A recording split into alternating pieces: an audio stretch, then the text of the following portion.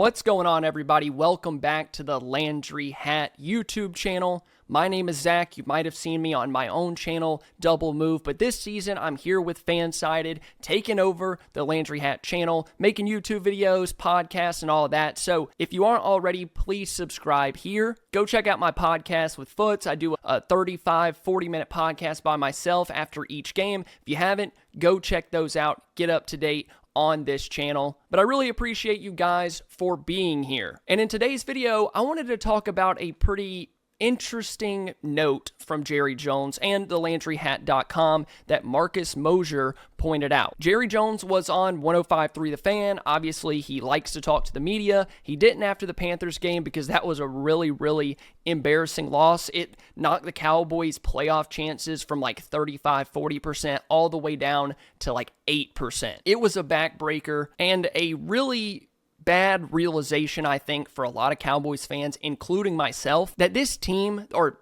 this defense is probably not worth saving. That's how bad they are. They're not just bad on the defensive interior. They're not just bad on the at defensive end or linebacker, corner, safety. They're bad from the top down. They have holes on all three levels of the defense. If it was like one thing, like we can't stop the run, okay, we'll go get a big body defensive tackle, or oh, we can't rush the passer, but we can stop the run, then go trade for a guy like Trey Hendrickson. Oh, your linebackers aren't good enough, which is very true. Go trade for a linebacker. Go look at Demario Davis. Do stuff like that. Those are options that Dallas could do if the entire 11 guys plus Matt Eberflus just weren't good enough. I tell everybody here on YouTube and Cowboys fans and all this, like, go back and watch the film after these games. I think it costs like $15 for NFL Pro. You can literally sift through it, watch the 35 running plays that the Panthers had, watch the running plays that the Jets had. Like, there's guys getting beat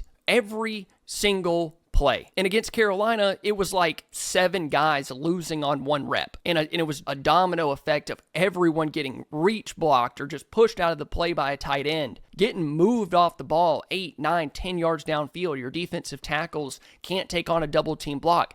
It was bad. And I think at this point, you're looking at 2026 and 2027 for really trying to save this thing. But it doesn't seem like Jerry Jones has completely given up on the idea of the Cowboys making a trade. He said on 105.3 The Fan that there's nothing untouchable when it comes to the picks that they received in the Micah Parsons trade. And that if we can improve our team and it makes sense for what we give up in the future, all of it's there. We have major resources that we wouldn't have had we not made that trade. Anybody associated with the Cowboys has got our eyes really opened to ways we can help this defense, and certainly don't want to preclude anything on offense either. Now, I like the aggression by Jerry. Is it a bunch of just word salad saying what fans want to hear, talking about this or that? It very well could be. Offensively, do not make a trade. That would be the worst thing that you could possibly do. You are completely fine on offense. You're getting guys back healthy on the offensive line. You have your receivers with Ceedee coming back and Pickens and Ryan Flanoy, Turpin's coming back. You're completely fine there, and I don't think that's a very crazy thing to say. If you could give up a 6th round pick for a running back to run behind Javonte Williams in that number 2 role, Jaden Blue just hasn't proven that he can do that. I would understand, but it shouldn't be at the top of the list. If you're going to make a trade, it needs to be defense. Because the Cowboys right now, and as Marcus Mosher pointed out on the LandryHat.com, don't forget to go check out those articles, guys. You learn so much information, keep up with rumors and news and all of that good stuff. Make sure you check out the Landry Hat. That's why I like making videos from those articles, because you just learn so much and get other perspectives, and then I kind of get to bounce off of that and talk back to the article, thelandryhat.com. But the Cowboys defense is giving up 30 points a week. They're allowing 30.7 points per game this season, which is somehow not the worst in the league. Like Marcus Mosher said, they're just giving up points at such an alarming rate that your offense is at the top of the league in every single statistical category, but you're still at a negative record. Like, if you had a halfway decent defense, like middle of the pack, or even 3/4 down towards the bottom of the league, you would probably have 1 loss right now. That Eagles game could have been a loss, I guess. Here's the thing. Dallas is not fixing this defense with any kind of trade. That's kind of the issue, right? You're not going to be able to bring in a pass rusher if that's Trey Hendrickson, who's on a 1-year deal, is going to be demanding a ton of money on the open market, so he's going to be a half-year rental. Okay, you bring him in. Well, you can't stop the run, so you're not even going to be able to rush the passer. Okay, well, let's trade for a defensive tackle. All right. Shelby Harris gets brought in. He does help to a certain extent stop the run. What he doesn't do is help Kenneth Murray see what gap he needs to be filling and scraping over the top and making tackles and knifing through the offensive line. Or Maris Leofau, it doesn't magically make him make tackles and not miss tackles, or Jack Sanborn any faster. It doesn't help on the back end because Shelby Harris isn't a pass rusher. So if you do get him in 3rd and 7, 3rd and 8, it's not like you've rush the passer at an extremely high rate. It doesn't help the back end of the defense that has also struggled. Okay, well, let's go out and get a linebacker. Okay, you bring in Demario Davis, which is a name that I really like. I've stuck to that across all the channels that I talk on. I like Demario Davis, but if your defensive tackles are getting smoked up front, it doesn't matter how good he is if he's trying to take on 330-pound linemen at the second level that have already double-teamed and moved up to him. He can't just magically make that better every single play. You're going to get beat. He also doesn't help your secondary or help your pass rush or help on the defensive interior if you don't have guys that can play well there. All right, well, let's go get a corner. Well, you already invested a ton in Deron Bland and Trayvon Diggs. You have Reddy Stewart, who I think's been playing really well. You don't need to replace him. But if you go out and get a corner,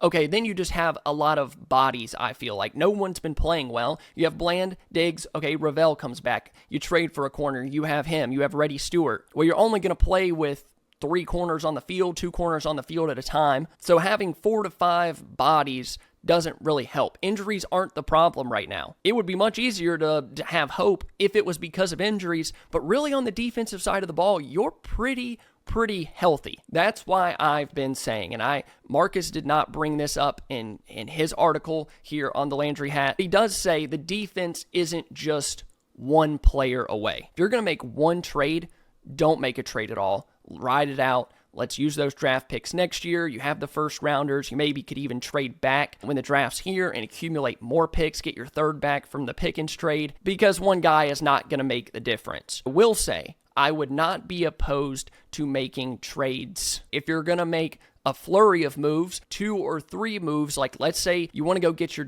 a defensive tackle. Doesn't have to be an insanely good player, a Chris Jones, which isn't even the player that you really need, a run stuffer that is just a living, breathing NFL player, because I'm not sure you have that right now on the interior as far as run stopping. Okay, you make that trade. Now let's go get a linebacker. We can kind of plug up the middle, can help the linebackers run free. All right, we go and get a linebacker. And then I wouldn't even trade for a corner, like it is what it is on the back end. Let's go get a defensive end, Trey Hendrickson. That's what you would have to do to really try to fix this thing. And then on the back end, you really hope that Revel can play, be a pretty decent starter, or Diggs kind of picks it up and puts it together, and Bland starts playing better. I like what Reddy Stewart's been doing. It just needs to be more than one move. You're not an edge rusher away. You're not a defensive tackle away. You're not a linebacker away. You are all 3 of those things away from being a halfway decent defense. And with the offense that you have, I think it might be worth it. Let me know what you guys think down below in the comments. Do you want to see the Cowboys, try to make one move and see how that works? Or would you just want them to hold on to the draft picks? This defense is a completely lost cause. Or a flurry of moves that maybe makes it better, maybe doesn't. You give up draft capital, you take on a little bit of money, and it still doesn't work out because there are just too many holes. There's too many holes in the boat. You guys let me know down below in the comments. Like I said, here at the Landry Hat, if you aren't subscribed, please make sure you hit that button. I'll see you guys next time here on the Landry Hat.